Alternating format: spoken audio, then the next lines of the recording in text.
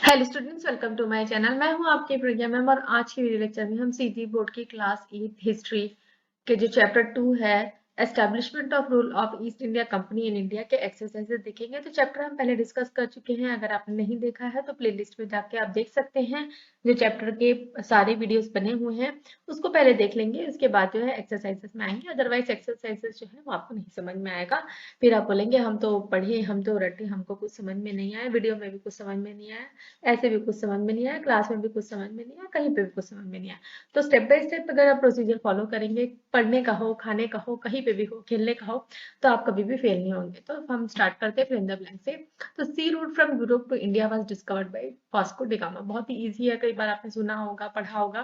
तो जो सी रूट था, मतलब जो समुद्र का रास्ता था यूरोप से इंडिया तक का, वो वास्को डी गामा ने उसको इजाद नहीं किया था, मतलब उसको फाइंड आउट किया था, उसको खोजा था। Through European trade India got silver and gold. तो यूरोपियन ट्रेड के द्वारा जो सिल्वर और गोल्ड जो है इंडिया को मिलता था, मतलब अगर यूरोपियंस जो है यहाँ पे ट्रेड करते थे तो उसके बदले वो क्या देते थे, यहाँ पे गोल्ड और सिल्वर देते थे। British establish their factory in dash palace of Madras. तो सेंट फोर्ट जॉर्ज पैलेस जो है वहां पे उन्होंने अपनी फैक्ट्री एस्टेब्लिश की थी। अब नेक्स्ट है dash establish Pondicherry city. Pondicherry city बहुत ही खूबसूरत सिटी है, जिसे फ्रांसिस मार्टिन, ठीक है, फ्रांसिस मार्टिन ने एस्टेब्लिश किया था, उसको बसाया था। तो earlier dash was the capital city of Britishers, क्या था, कोलकाता था, ठीक है। उसके बाद उन्होंने शिफ्ट कर लिया था बॉम्बे में। तो नेक्स्ट है match the following. Match the following में हमको देखना है कौन से बैटल जो है कहाँ कहाँ पे लड़े गए थे। तो ट्रीटी, सॉरी, कौन सी ट्रीटी कहाँ कहाँ पे साइन हुई थी। तो ट्रीटी ऑफ पेरिस जो है वो बैटल ऑफ बक्सर के समय, सॉरी, ट्रीटी ऑफ पेरिस जो है जो बैटल ऑफ कर्नाटका थी, कर्नाटका है, उस समय साइन हुई थी। ट्रीटी ऑफ इलाहाबाद जो है बैटल ऑफ बक्सर में। ट्रीटी ऑफ बैसिंग जो है एंग्लो मराठा बैटल के समय साइन हुई थी। और ट्रीटी ऑफ श्रीरंगपट्टनम जो है वो बैटल ऑफ मैसूर। उसके बाद हमको अरेंज करना है करेक्टली, जो भी इंग्लिश गवर्नर जनरल थे हमारी कंट्री में इंडिपेंडेंस से पहले, उसको हमको सीक्वेंस में अरेंज करना है। तो सीक्वेंस में सबसे पहले आएंगे वॉरेन हेस्टिंग, फिर उसके बाद कॉर्नवालिस, फिर वेलेस्ली, फिर विलियम बेंटिक, फिर डलहौसी। ठीक है, ये जो है ये करेक्ट ऑर्डर है। ठीक है, यहाँ पे आपको आगे पीछे दिया हुआ है, इसको आपको बस करेक्ट ऑर्डर में आपको करवाना है इसको। नेक्स्ट हमको देखना है question answer, answer the following question हमको देखना है। तो who was the first governor general of India. India के फर्स्ट गवर्नर जनरल कौन थे। तो वैरेन हेस्टिंग्स जो है फर्स्ट गवर्नर जनरल थे इंडिया के। अब Hyder Ali was the ruler of which palace. कौन से पैलेस के ये रूलर थे, राजा थे, ये थे मैसूर के। हैदर अली के बेटे जो थे टीपू सुल्तान थे। Next name the battle which had fought between English and French. English और फ्रेंच के बीच में कौन सा बैटल, कौन सी लड़ाई जो है फाउट आउट हुई थी, कौन सी लड़ाई लड़ी गई थी। तो जो कर्नाटका वॉर है वो लड़ा गया था इंग्लिश और फ्रेंच के बीच में। नेक्स्ट है after the battle of Buxar Britishers got the right to collect land revenue from which state. तो बैटल ऑफ बक्सर के बाद जो ब्रिटिशर्स हैं उनको कहाँ का, कौन से स्टेट्स का लैंड रेवेन्यू, जमीन से रेवेन्यू कलेक्ट करने का अधिकार मिल गया था। तो ये थे बंगाल, बिहार और उड़ीसा। ठीक है, तो बैटल ऑफ बक्सर के बाद ब्रिटिशर्स जो है उनको बंगाल, बिहार और उड़ीसा से लैंड रेवेन्यू कलेक्ट करने का राइट मिल गया था, अधिकार मिल गया था। नेक्स्ट है what benefit did English get from the through the battle of Plassey. तो बैटल ऑफ प्लासी जो ब्रिटिशर्स और सिराजुद्दौला के बीच में हुआ था, तो उसके बाद जो है ब्रिटिशर्स को कौन सा प्रॉफिट गेन हुआ था, क्या उनको उपाधि प्राप्त हुई थी। तो battle of Plassey was fought between Britishers and Siraj-ud-Daulah on 23 June 1757। तो 23 जून 1757 में ब्रिटिशर्स और सिराजुद्दौला के बीच में जो ये बैटल ऑफ प्लासी है, प्लासी एक जगह का नाम है जहाँ पे ये लड़ाई लड़ी गई थी, इसलिए इसको बैटल ऑफ प्लासी कहा जाता था। डेट्स याद करना बहुत जरूरी है। तो 23 June 1757। So the Britishers had great financial gain from the Battle of Plassey. Britishers made Mir Zafar Nawab and collected great wealth and trade facility. तो यहाँ पे ब्रिटिशर्स जीत गए थे और ब्रिटिशर्स को उसके बाद क्या फाइनेंशियल, बहुत ज्यादा फाइनेंशियल गेन मिला। क्या किया उन्होंने, ब्रिटिशर्स जो है मिर्जाफर मीर जाफर को नवाब बना दिया उन्होंने। और उसके बाद वहां से उन्होंने बहुत ज्यादा वेल्थ और टैक्स के फॉर्म में बहुत ज्यादा वेल्थ मतलब बहुत ज्यादा धन संपत्ति हासिल की, और ट्रेड फैसिलिटी भी उन्होंने बहुत ज्यादा उनको मिल गई, बहुत छूट भी मिल गई ट्रेड को लेके। But nawab Mir Jafar could not bear the British interference and financial demand for long. लेकिन जो नवाब मीर जाफर थे, वो बहुत समय तक जो ब्रिटिशर्स का हस्तक्षेप था, मतलब इंटरफेरेंस था, और जो हमेशा जो पैसों की डिमांड करते थे, फाइनेंशियल डिमांड करते थे, उसको बहुत टाइम तक झेल नहीं पाए। तो उन्होंने क्या किया, उसका विरोध किया। ठीक है, तो इसके बाद उनको क्या, and and he was betrayed and thrown dethroned by Britisher. तो इसके बाद आखिर में क्या हुआ, उसको क्या है, उन्होंने हटा दिया, जो जो भी उन्होंने नवाब बना था उसको हटा दिया, और उसकी जगह पे उन्होंने मीर कासिम को नवाब बना दिया बंगाल को, और उसको परमानेंट अथॉरिटी दे दी कि तुम कलेक्ट करो रेवेन्यू से। कहाँ कहाँ से रेवेन्यू कलेक्ट करने का, छदगांव, वर्धमान, मिंदारपुर। ठीक है, ये जो डिस्ट्रिक्ट है वहां से उन्होंने कल परमानेंट रेवेन्यू कलेक्ट करने का अधिकार उसको दे दिया, और इससे भी उनको बहुत ज्यादा पैसे मिले। अब उसके बाद what do you mean by dual rule? Dual rule का मतलब क्या होता है? ठीक है, डुअल रोल मतलब दो दो दो रोल। ठीक है, तो उसका क्या मतलब होता है? तो English got permission to do taxation on Bengal, Bihar and Odisha, right to collect diwani. By this British monopoly was established but did not rule this places. तो ब्रिटिशर्स को क्या है, टैक्स कलेक्ट करने का अधिकार मिल गया बंगाल, बिहार और उड़ीसा से। तो इस तरीके की क्या है, वहां पे ब्रिटिशर्स राज तो नहीं करते थे, लेकिन क्या है, उनको वहां से टैक्सेस कलेक्ट करने का अधिकार मिल गया। तो क्या है, उनको एक मोनोपोली बन गई कि हाँ, हमसे हमको यहाँ से रेवेन्यू जनरेट होगा। तो this kind of rule was called डोल रूल। तो इसको क्या है, डोल रूल कहा जाता था। तो Mughal king had to look after administration and management, economy, power, protection were in the hands of English rulers, and responsibilities were in the hand of Mughal and Nawabs. But then also they were dependent on Britishers which was established in Bengal. तो यहाँ पे क्या हो, देखो, tax collect करने का अधिकार क्या हो गया, ब्रिटिशर्स के पास हो गया। तो इससे क्या है, मुगल किंग्स जो है उनको एडमिनिस्ट्रेशन को देखना है, मैनेजमेंट को देखना है, लेकिन जो इकोनॉमी हो गई, ठीक है, टैक्स तो ब्रिटिशर्स कलेक्ट कर रहे थे, तो इकोनॉमी हो गया, पावर हो गया, प्रोटेक्शन हो गया, इंग्लिश रूलर्स के हाथ में आ गया, और रिस्पॉन्सिबिलिटी जो है वो मुगल्स और नवाब्स के पास हो गई। तो इसको क्या कहा जा रहा है, इसी को क्या कहा जा रहा है, डुअल रूल। ठीक है, यहाँ पे ब्रिटिशर्स और मुगल्स जो है मिलके वहां पे रूल कर रहे हैं, लेकिन एडमिनिस्ट्रेशन मुगल को देखना है, और इकोनॉमी जो है इंग्लिश जो रूलर्स है उनको देखना है। अब उसके बाद हमको देखना है what do you mean by what do you know about subsidiary treaty. Subsidiary treaty का क्या मतलब होता है? तो Lord Wesley introduced the policy of two governing system or bodies which is known as subsidiary treaty system in the history of India. Terms and condition sorry of this treaty sorry of this treaty।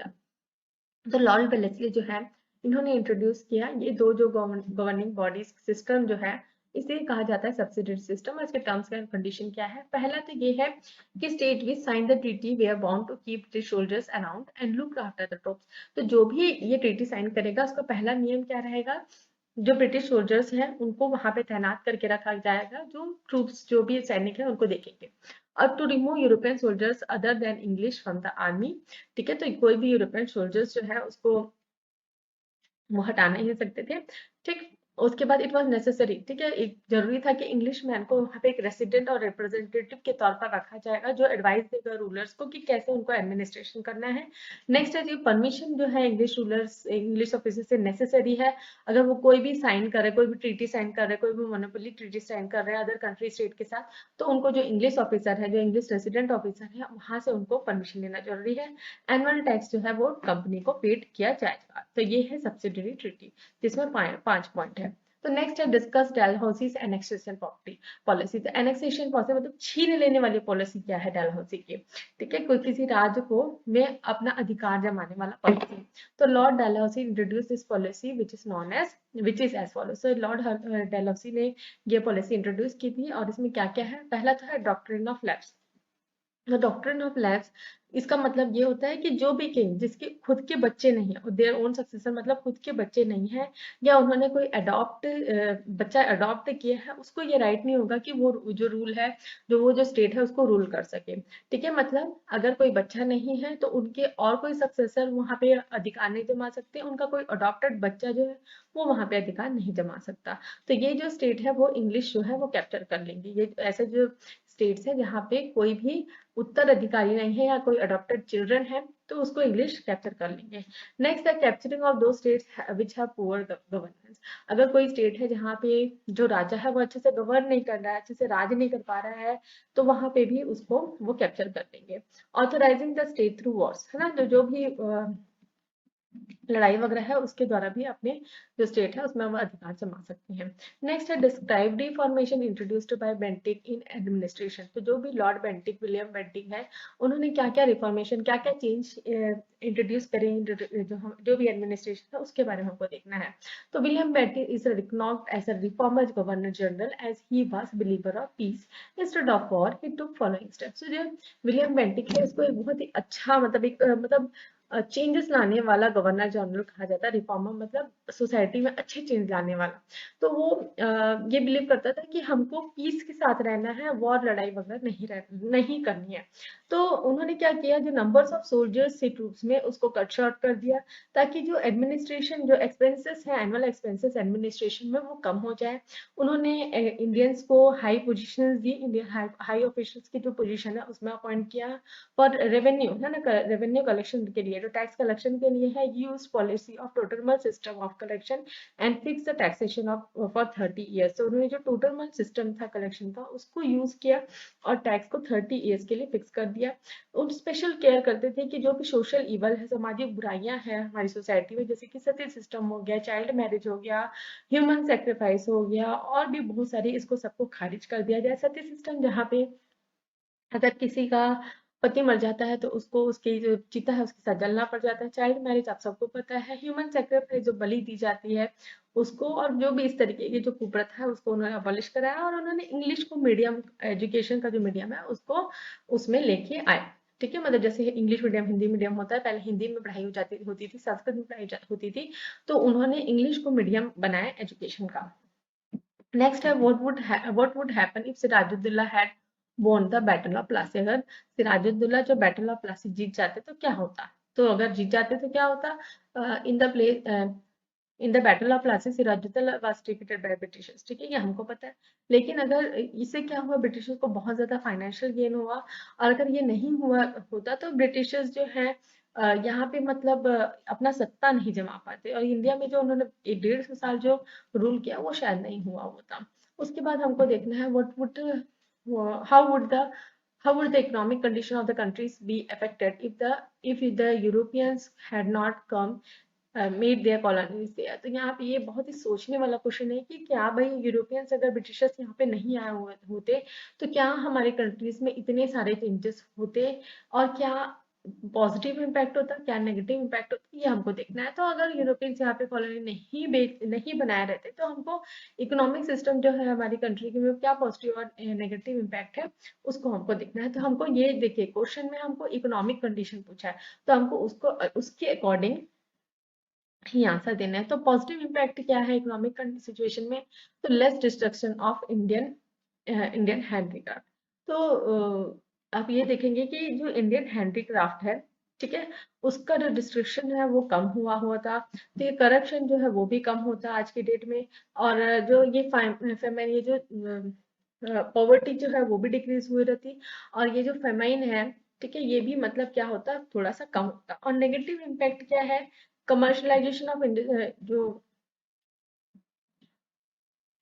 Okay sorry, देखिए यहाँ पे ये negative impact नहीं, ये negative impact आएगा और ये positive impact है। यहाँ पे कुछ गड़बड़ हो गई है, तो इसको प्लीज नोट डाउन करेंगे। ये नेगेटिव इम्पैक्ट आएगा, नेगेटिव इम्पैक्ट में ये रहेगा कि इंडियन जो हैंडीक्राफ्ट है उसका डिस्ट्रक्शन उन्होंने करवाया। उन्होंने बाहर के कपड़े लाए, नायलॉन, पॉलिस्टर, ये सब फॉरेन से आए हुए कपड़े हैं।